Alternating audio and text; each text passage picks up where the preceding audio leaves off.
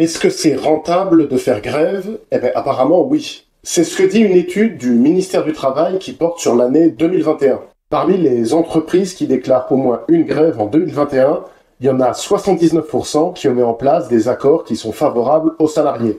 Donc, que ce soit au niveau des salaires ou des conditions de travail. Par contre, dans les entreprises qui n'ont connu aucun conflit social, ce sont seulement 16,6% de ces entreprises qui ont mis en place des accords favorables aux salariés. Et ça marche encore mieux quand on est en position de force comme pendant les JO. Alors, tour d'horizon des 10 métiers qui ont obtenu des primes ou des augmentations substantielles grâce aux Jeux de Paris 2024. Alors, il y a des métiers pour lesquels je m'y attendais pas, et vous verrez, il y a des sommes qui sont assez surprenantes. Alors, le premier métier, ce sont les policiers, puisque certains syndicats de policiers ont menacé de perturber ou de bloquer les Jeux Olympiques, et quand on sait à quel point la sécurité est un enjeu important pour Paris 2024, on imagine que c'est des revendications qui ont eu un poids. Alors tous les policiers ont obtenu des primes et des augmentations, notamment une prime annuelle de 1200 €. Et pour les forces de l'ordre mobilisées pendant les Jeux, il y a même eu en plus une prime JO de 1900 €. Et en plus, les policiers qui habitent loin de Paris et qui viennent en Île-de-France pour prêter renfort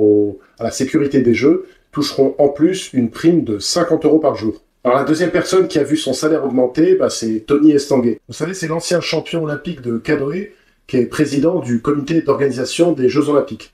Et lui, on s'est aperçu qu'il touchait à peu près 25 000 € par mois. Et il pouvait même avoir en plus une prime variable de 30 000 €. Alors quand on sait qu'une bonne partie des Jeux de Paris s'appuie sur le travail de centaines de bénévoles, ça a fait un petit peu grincer les dents. Donc je vous laisse me dire ce que vous en pensez dans les commentaires. Alors le troisième métier, ce sont les éboueurs. Alors peut-être que vous vous rappelez, pendant les manifestations contre la réforme des retraites, il y avait des montagnes d'ordures qui s'accumulaient un peu partout dans les rues de Paris. Là, on s'est dit, vu qu'il y a des millions de visiteurs qui arrivent et qu'on va être en plein été, c'est quelque chose qu'il va falloir éviter. Et c'est pour ça que la prime de Paris a accordé des primes qui vont de 600 à 1900 € aux éboueurs qui ramassent les poubelles à Paris. Leur quatrième métier, ce sont les employés de la Tour Eiffel. Et là aussi, le personnel de la Tour Eiffel a essayé de négocier des primes, parce qu'on s'est dit, ça la foutrait mal quand même si les touristes arrivent et qu'en fait la Tour Eiffel est fermée. Et après 3 semaines de grève, le personnel des boutiques de la Tour Eiffel, parce que dans la Tour Eiffel, je crois qu'il y a 8 boutiques, un peu partout dans la Tour Eiffel, ce personnel a réussi, après 3 semaines de grève, à obtenir une augmentation de salaire de 110 € et une prime de 500 € pour les JO. Alors, cinquième type de métier, c'est les métiers du transport public. Puisque après plusieurs grèves préventives à la SNCF, il y a 50 000 cheminots qui vont toucher une prime de 50 000 € par jour, pour un maximum, je crois, de 1900 €. Et leurs arguments, c'est que le trafic qu'on prévoit sera en hausse de 15% par rapport à la normale. Mais c'est quand même moins qu'à la RATP, parce qu'à la RATP, donc les transports franciliens, les conducteurs pourront toucher jusqu'à 2500 € de prime pour la période JO. Sixième métier, ce sont les pompiers. Et les pompiers ont réussi, en tout cas pour les pompiers qui seront mobilisés pendant les Jeux, eux, ils ont réussi à obtenir une prime qui ira de 1600 à 1900 €. Septième métier, ce sont les métiers d'aéroport de Paris. Puisqu'il y a 4 corps de métiers de l'aviation civile qui ont réussi à obtenir des augmentations allant de 1,5 à 4,6%. Et ça, c'est intéressant parce que ce sont des augmentations de salaire qui sont pérennes.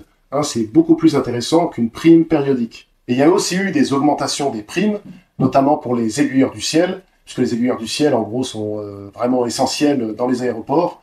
Et eux, ils ont obtenu une augmentation de leur prime de 4,7%. Parce qu'il faut dire qu'il y a 16 millions de visiteurs qui sont attendus pour les Jeux Olympiques à Paris, et que tout ce monde-là, essentiellement, va venir par avion. Huitième métier, ce sont les infirmiers, ou plus souvent les infirmières. Donc les infirmières vont toucher une prime de 1200 €, mais là où ça fait un petit peu grincer les dents, c'est que les médecins urgentistes vont toucher, eux, une prime de 2500 €, soit plus du double. Est-ce que c'est juste? Neuvième type de métier, ce sont les métiers de la sécurité privée. Alors on s'attendait particulièrement à des pénuries de main-d'œuvre en matière de sécurité privée pendant les Jeux de Paris, au point que l'État a mis en place des formations gratuites, avec en plus des primes, pour mobiliser les gens et les attirer vers les métiers de la sécurité privée pendant les JO. Et devant l'enjeu, les syndicats de patrons et les syndicats de salariés sont tombés d'accord. L'ensemble de la grille de rémunération des agents de sécurité a été revalorisé de 7,5%. Et enfin, le dernier métier qui a vu sa rémunération augmenter, ce sont les athlètes. Puisque Emmanuel Macron a annoncé que les primes destinées aux sportifs, aux médaillés olympiques et paralympiques, et à leurs entraîneurs allaient être revus à la hausse. Et donc, pour les Jeux de Paris 2024, les primes prévues en cas de médaille olympique vont être augmentées d'environ 20%. C'est-à-dire qu'avant, une médaille d'or rapportait 65 000 euros, et cette fois-ci, il va rapporter 80 000 euros. L'argent avant, c'était 25 000, et ça sera maintenant 40 000 euros. Et le bronze, aux derniers Jeux Olympiques, c'était 15 000 euros, et cette fois-ci, ça sera 20 000. Mais si vous ne pouvez pas ou ne voulez pas faire grève, comment faire pour obtenir une augmentation? C'est à cette question que je vais essayer de répondre ces prochains mois. Et je vous prépare du contenu sur comment se faire augmenter sans forcer. Et d'ailleurs, je vous ai mis un lien en description sur lequel vous pouvez me poser toutes les questions que vous voulez sur comment obtenir une augmentation selon votre cas particulier. Et je tâcherai de vous donner des conseils. Tout ça, ça sera dans les mois qui viennent. Donc si vous voulez être là, abonnez-vous dès maintenant.